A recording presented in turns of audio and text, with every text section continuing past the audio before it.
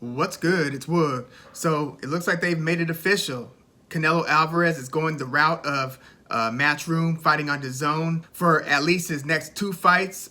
He's supposed to fight Dmitry Bivol, the current WBA Light-Heavyweight Champion, in May, and then he's supposed to fight Triple G, Gennady Golovkin, for their trilogy fight in September, and that's assuming that Triple G gets the win over Ryota Murata in April. That's when Triple G and Murata are supposed to have a fight for two of the four 160-pound titles. But the one against the Canelo versus Triple G fight in September, Triple G's going to have to go up to 168, and Canelo's going to come back to 168 after, again, fighting Dmitry Bivol in May at 175. And I have to be honest, this is not the fight that I wanted to see Canelo in next. You know, I heard a few media members bringing up the idea of why does Canelo need to decide to go two fights here or two fights here? The two fights here being the ones that he took against Dmitry Bivol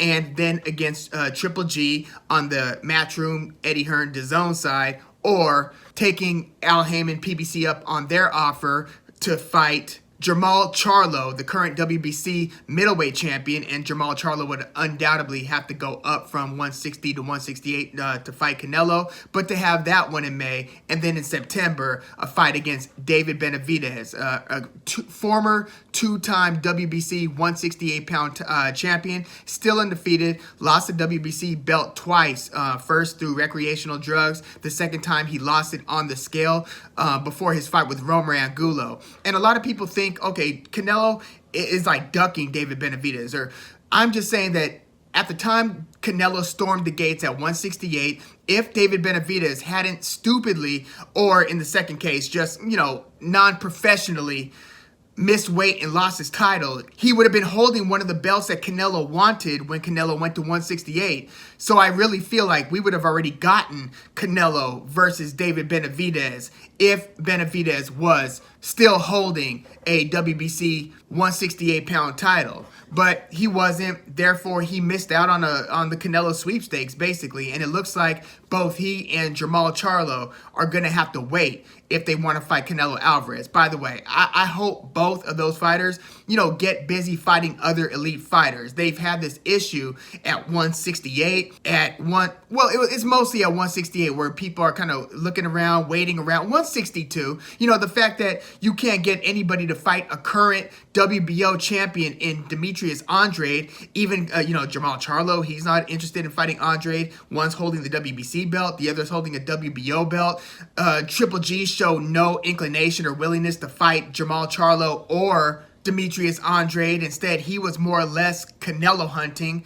And, you know, he's almost 40 years old, so maybe he just doesn't have, like, the appetite to really just fight elite fighter after elite fighter. It looks like he wants to settle the score, or, you know, whatever's going to happen in that trilogy fight's going to happen, but basically wants to handle business against Canelo. Now, Triple G did take another couple of fights after the second fight with Canelo. He did fight Steve Rolls. He fought Sergey Derevianchenko. He fought Cesar Rometa. But it's looking clear, at least to me, an observer, that Triple G's fierceness, his ferociousness over the course of 9, 10, 11, 12 rounds has waned just a bit. And Canelo, I believe, has gotten better since his two fights with Triple G. So, to be honest, I don't think a third fight goes well with Triple G, even if I thought Triple G deserved a decision win in their first fight, and I thought that the second fight really could have gone either way. It could have been for Canelo, for Triple G, or it could have been a draw. But Canelo was awarded that decision win. So I really feel like the fate of boxing, at least for those two fighters and their respective divisions,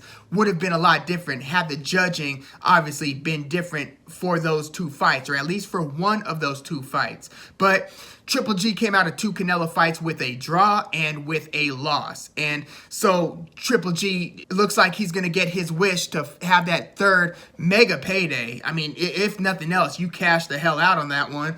But I personally don't think that Triple G is going to fare too well against Canelo, who's been busy, been fighting elite fighters, fight after fight, and Triple G has more or less kind of been on the sidelines for some time. Yes, he did have those couple of fights. He's fought very little in the last, couple of years, basically just that Cesar Meta fight. We'll see how he looks against Ryota Murata, but Canelo's very next fight is going to take place against Dmitry Bivol, who is probably, I would say, he would be like the 5th or 6th on my list in terms of desired opponents for Canelo Alvarez. I don't want to see him fight Bivol as much as I would have loved to have seen a fight between he and Jermall Charlo, he or David Benavidez, him and the WBC and IBF champion at 175, Artur Beterbiev. Maybe this is the fight that, kind of gets Canelo more acclimated to the division. Now, he has fought in this division once before. When he fought Sergey Kovalev back in November of 2019,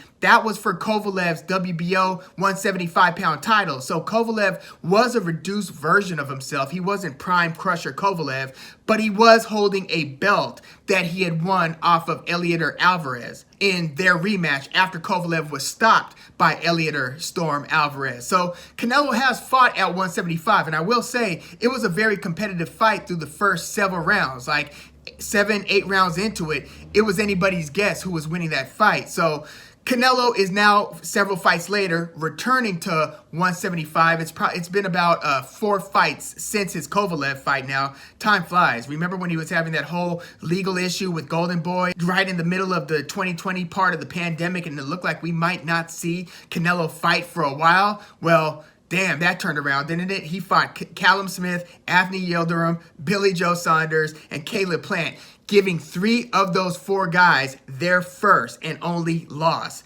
Great work by Canelo in unifying all 4 titles at 168, becoming undisputed there. So, I would have loved to see him fight Jermall Charlo, but I would have loved to have seen that fight back when they were at 154 and then at 160. So, I would love to see Canelo Alvarez versus Demetrius Andrade. I think Andrade really is just taking on all comers. The problem is none of these comers that matter, the big names that matter in terms of having the highest profile fights, nobody seems to be wanting to fight Demetrius Andrade.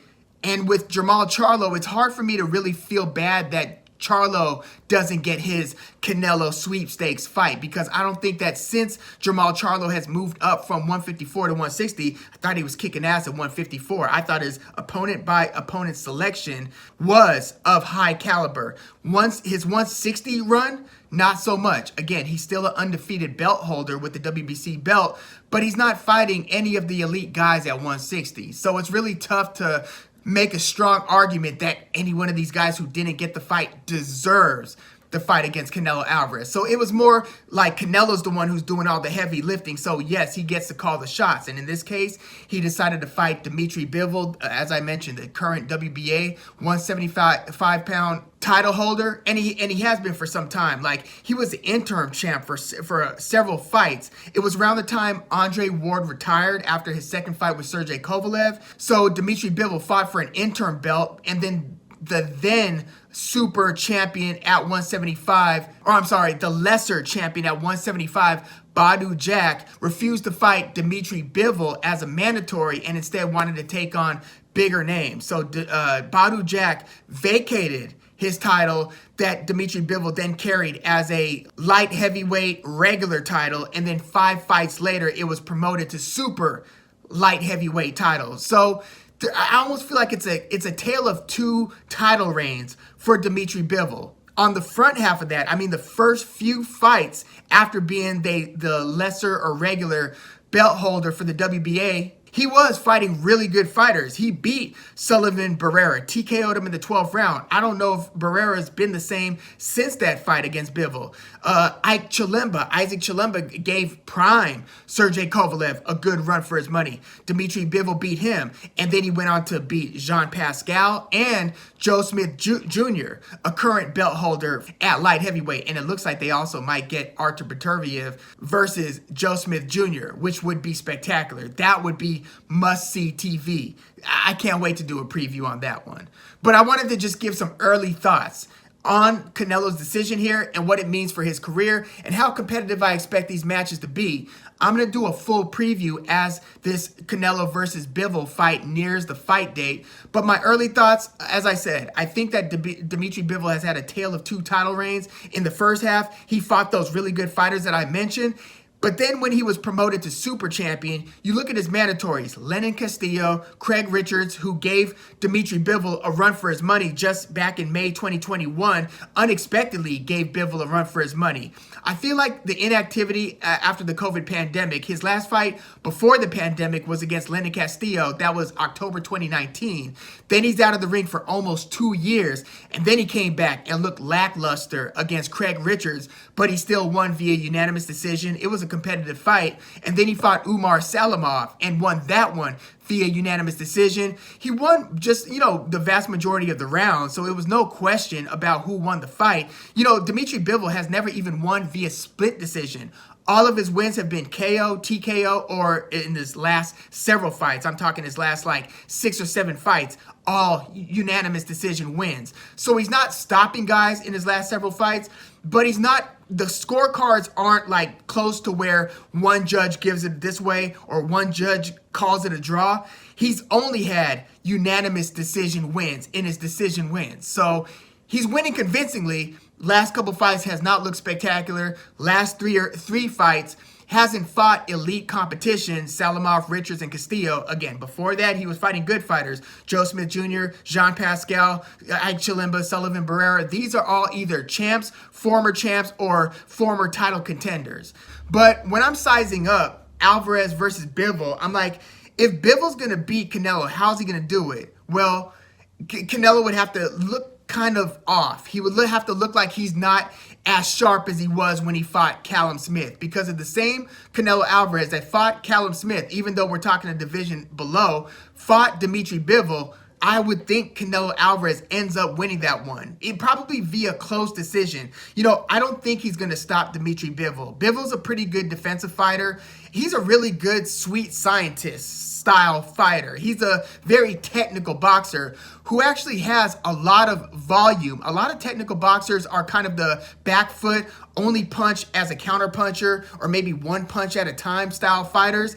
Dmitry Bivol throws more volume than that. That's why he's winning a lot of these fights so convincingly via unanimous decision, is because he does have the volume to swarm a Joe Smith Jr. or a Jean Pascal. He'll put the volume on you. Again, he's been a little less sharp, in my opinion, in his last couple fights. But if Dmitry Bivol could get back to, say, 2018, 2019, 2017, or that version of Dmitry Bivol, I really think that we could be in for an interesting fight. I just have my doubts on whether Dmitry Bivol is as sharp and as good as he was just 2 to 3 years ago. But he does at least have those couple of tune-up fights under his belt now. He has fought in May 2021 and in December 2021. So he's going to have a good amount of activity going into this super fight with Canelo Alvarez. Dmitry Bivol is still only 31 years old, so he's not an old fighter. He hasn't been taking huge beatings. At least, it's always tough to tell who's taking the beatings, who's wear and tear is going to wear on them, because a lot of the beatings that we're taking, it's kind of invincible. It could be a jab that can hit somebody unexpectedly, and it could have done something to them that we just weren't able to discern at the time. But by all measures, visible, observable measures, Dmitry Bivol's not a shot fighter. He's still an undefeated champion.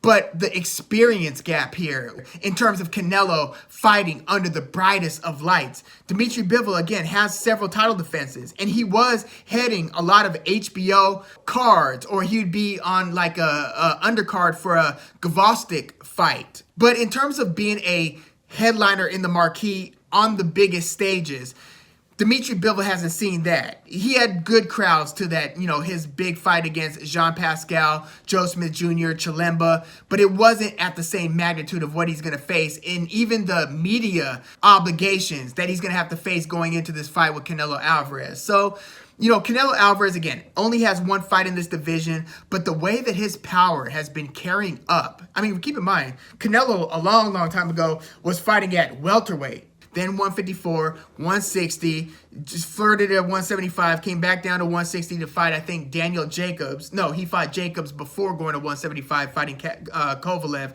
and then that's when he started his mission at 168. So what has me thinking that this could be a very competitive fight is how good Sergey Kovalev was looking against Canelo Alvarez for those first several rounds. And Dmitry Bivol, by the way, has also fought on Kovalev undercards.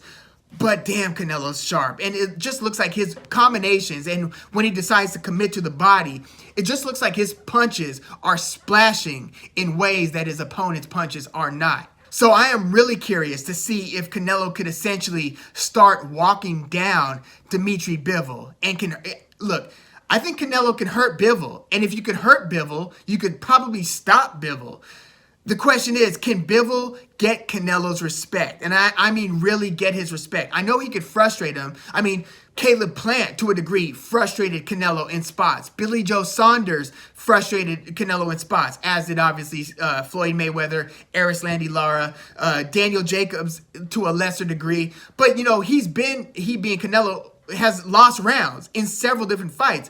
Amir Khan looked very good against him in the early rounds. And obviously the two fights with Triple G, you know, could have gone either way. But I felt the first one, again, should have been a Triple G win. But Canelo has been in a lot of fights where he has lost a few rounds. The question is, can Dmitry Bivol, does he have the durability to go 12 rounds with Canelo Alvarez before he gets hurt, wobble, drop, stop, you know what I mean? Or before Canelo just turns the tide and starts taking control of the fight? I don't know. I feel like again, a few years ago version of Dmitry Bivol, I would say there's a strong chance, but not this Dmitry Bivol who I've seen in the last couple fights. He looked a little bit flat. So yeah, I'm going to take a closer look as we near the fight date. I can't wait to further analyze this one. But man, look, again, this is not the fight that I would have desired the most. I could pick 5 guys that I would have rather have seen Canelo fight. But I do think that this stands to possibly be a very competitive fight, and possibly, by possibly I don't mean, well, anybody could win any fight because they're throwing punches here. Anything could happen. I mean, possibly where you start having to talk about, like, okay, well, what percentage chance are you giving Canelo versus Bivol? Are we talking 70% chance to 30% chance, 80% to 20%? You know, Canelo versus Avni Yildirim, I would have said like 90% to 10%, right? But with Canelo versus Bivol, if Bivol fights the way that he fought against Salimov and Richards, I would say Canelo 70% to 30%. If it's the Dmitry Bivol that fought Joe Smith Jr., Jean Pascal, Isaac Chilemba, then we might have to start talking more 60%, 40% maybe. So yeah, again, I'm going to do a deeper dive into this one. But yeah, the stage has been set. It looks like Canelo is going to be fighting Dmitry Bivol in May. And then depending on how Triple G, Gennady Golovkin does against Ryota Murata, and how Canelo does against Dmitry Bivol, I'm sure we might get a Canelo Alvarez versus Gennady Golovkin in September, part 3. And man, I feel bad for I think Canelo's probably going to stop Gennady Golovkin if they truly do have this trilogy fight. That's tough. That's really tough. But we'll take a deeper look at that one as well. And again, I really want to see how Triple G looks against Murata. But yeah, let me know what you think about this opponent selection. A lot of people are saying, oh, he's cherry picking. He's, you know, avoiding the most difficult fights. You know, there was on the Chris Mannix podcast, he was talking with, it might have been Keith Idec. I think it might have been Keith Idec. It could have been Dan Rayfield, but I think this one was Idec. And they really dove into what those two diverging paths, those two options meant in terms of what Canelo Alvarez was going for. Because legacy-wise, he's won a belt at, you know, legacy-wise, you could say fighting Makabu and getting a belt at cruiserweight would have been a big move, legacy-wise. But winning another title at 175 against Bivol would clear the path to later coming back after fighting Gennady Golovkin, and perhaps if they do the Beterbiev versus Joe Smith Jr. fight, whoever wins that fight should come away with 3 belts. Then Canelo could stand to unify all 4 belts at 175 as well. So keep that in mind in terms of the plan and what you're trying to do ultimately for your legacy, because I truly believe that Canelo Alvarez is one of these legacy guys. I don't think he's ducking anybody. I don't buy that he's scared to fight Jermall Charlo, Demetrius Andrade, even David Benavidez. I don't think he's scared to fight any of these guys. I think he made a decision, and it looks like he could tie up the loose ends with the Triple G fight, which will be a mega money fight as well. That'll probably be the biggest money fight because casual fans even know who Triple G is. Casual fans do not know who Dmitry Bivol is, do not know who Demetrius Andrade is, do not know who David Benavidez is. So, yeah, the biggest money fight is that Triple G fight that awaits Canelo in September, and this is something that I think boxing fans can appreciate. Canelo Alvarez taking a risk here in fighting Dmitry Bivol, the WBA undefeated champion. But yeah, let me know what you think about the decision. Which way would you have gone? What were you hoping for? You know, in a perfect world, I feel like he could have done a one-off and fought maybe, you know, Jermall Charlo, then come back to the DAZN side and fight Dmitry Bivol or Triple G. Do whatever you want, but do it on a one-by-one basis as opposed to 2 fights versus 2 fights. But time flies quickly, and the truth is, whichever way Canelo goes, I'm sure that his schedule, in terms of quality of opponent, is going to be tougher than any of these other champions in these divisions because A, they are either refusing to fight and unify against other title holders, or B, in the case of Demetrius Andrade, it seems like no other champions care to fight you. You know what I mean? So let me know what you think in the comments. Please like the video, subscribe to the channel if you are into the fight talk. I'm Woog. Thanks for tuning in.